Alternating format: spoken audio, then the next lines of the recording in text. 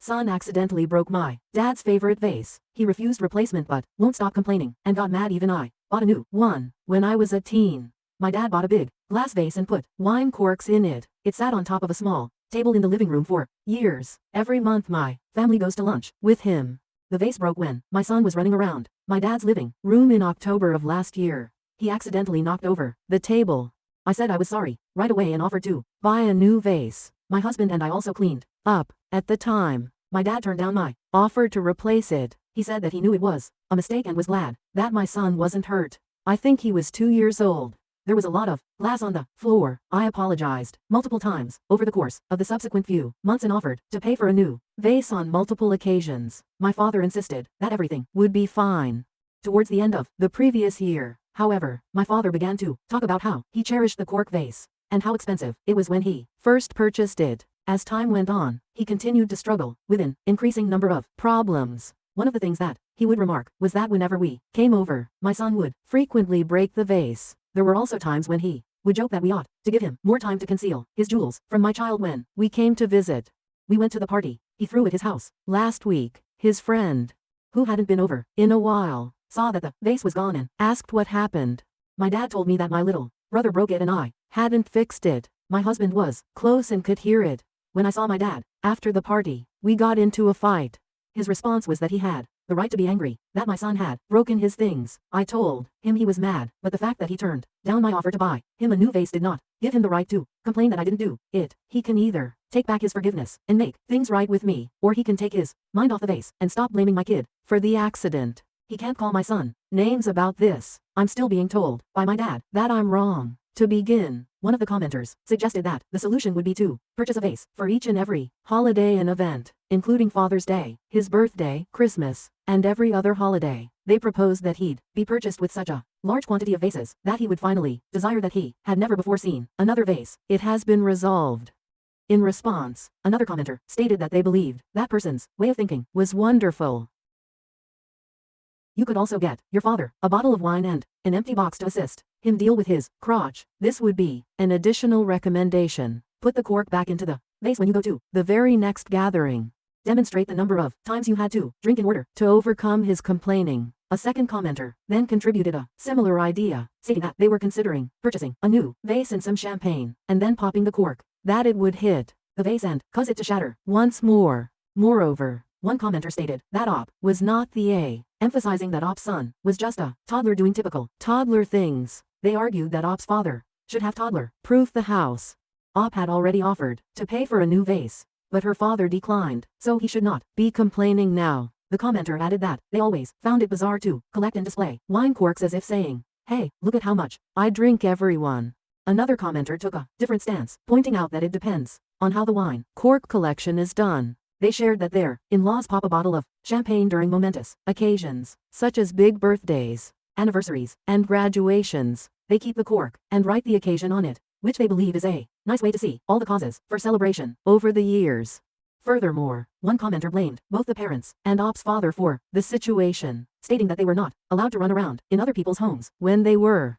They questioned why Op did not just buy a new vase. The commenter shared their own experience of their dog breaking their dad's glass water bottle, which was special and cost $100. Although the dad said not to worry, the commenter found the same bottle and shipped it to him, making him very happy. They concluded by stating that children should learn boundaries and that Op's father was wrong for complaining, but Op also should have just replaced the vase. Another user agreed and asked why the Op didn't just buy a new. They said that she shouldn't have asked if she had to replace it because any normal person would have just done it. Like what was said above. Someone else said that they would have replaced the vase even if Op's father had said no at first after hearing him complain once. So if he did complain, they could quickly point to the one they gave him instead. Op then commented, explaining her perspective because the previous comment was the most upvoted. She clarified that she does not allow her toddler to freely run around people's. In this specific incident, her son started running around just seconds before the accident happened, and she was not quick enough to stop him. In subsequent visits, including those to her father, she and her husband managed to stop him sooner. Op emphasized that her son is generally a quiet child, so this behavior was not common. She also mentioned that she offered to replace the vase multiple times on the day of the incident, but her father refused, so she did not buy one. After his refusal, She had no reason to believe her father still her to replace the vase. If someone made her a similar offer and she declined, she would not expect them to follow through, nor would she blame them for not doing so. Op provided an explanation as to why this has become a problem lately in response to a comment that was deleted. She made the observation that she had not brought up the vase in several months and that her father was the only one who broached the subject. The only reason she was getting engaged at this point was because his insults were growing worse and more regular, and she was interested. Last but not least, a different commenter inquired about the age of the op's father, bringing up the fact that dementia can be associated with increased aggression and behavioral changes. Her father is 60 years old, according to the response from op. Update. I've chosen to offer to buy my dad a new vase again after reading your comments. I made it clear to him that this was the last time I would offer that. He wouldn't be able to see my son until he settled down if he said no and kept complaining about it. He finally agreed. The shop where he bought the first vase no longer exists, so I began to look into it. It looked a lot like the one I saw at a nearby furniture shop. I knew they were good because I had bought pots from them before. We had our monthly lunch at my dad's house on Saturday, which was a good time to give him the new vase. At the time, he seemed thankful, and it was cute when he and my son filled it up with corks. I thought this was done, but my dad called me the next day. He looked up the new vase online and saw that it wasn't as expensive as he thought it would be. He then asked, "Are you sure this is the best you could find?" That's when I told him, "Fuck it, I'm done with his passive aggressiveness." I told my dad that we aren't going to his house for anything anymore. He can come to our house if he wants to see my family. He said no, but I stood my ground. My dad never said what he wanted, but he still whined about how things turned out. People have been calling my family bad enough, and I don't want this to happen to my son even more than it has already. That's where we are now. If my dad doesn't want to drive to my house, I don't know if our monthly lunches will continue. I love my dad, but I'm really upset with him right now. If all of this means I won't see him as much for a while, I might be okay with that. We might benefit from the time apart. The connection between my son and his grandfather is what worries me the most, and I will do what I can to help it grow. The price of the vase I got is about $100. I don't live in the US. My dad told me he doesn't remember how much the original cost, but that it was more than that. He wasn't attached to the vase either. He was only attached to the corks that were inside it, which he was able to save. I'm sure that the new vase is good.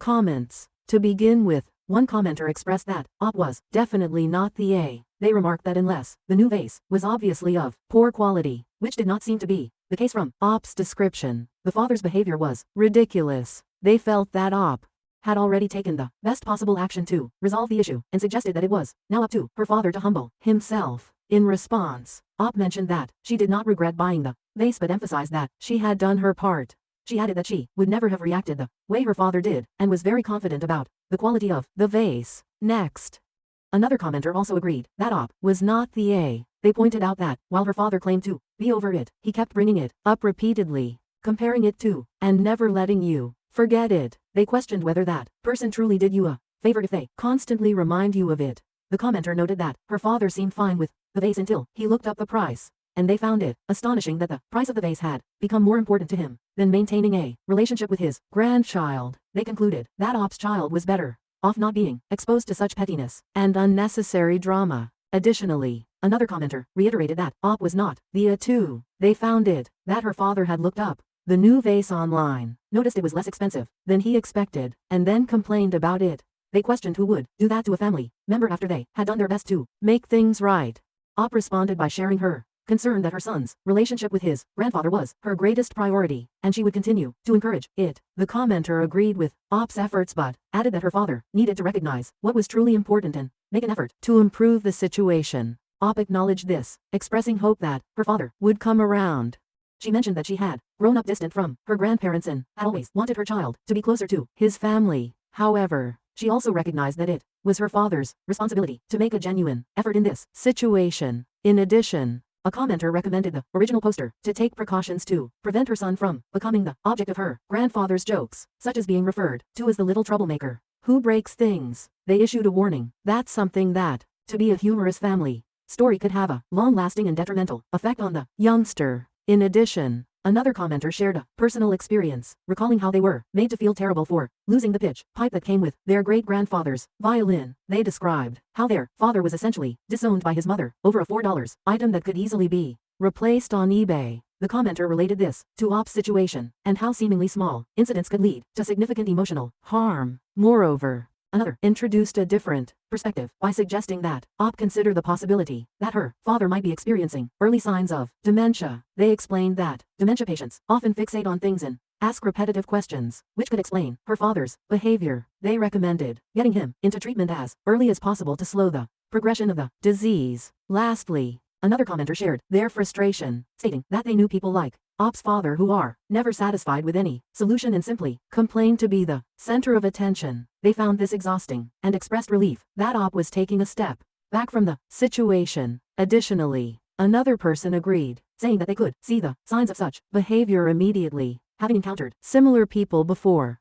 They noted that the father had even lied at his own party, claiming that Op never offered to replace the vase, which further revealed his tendency to complain and seek attention.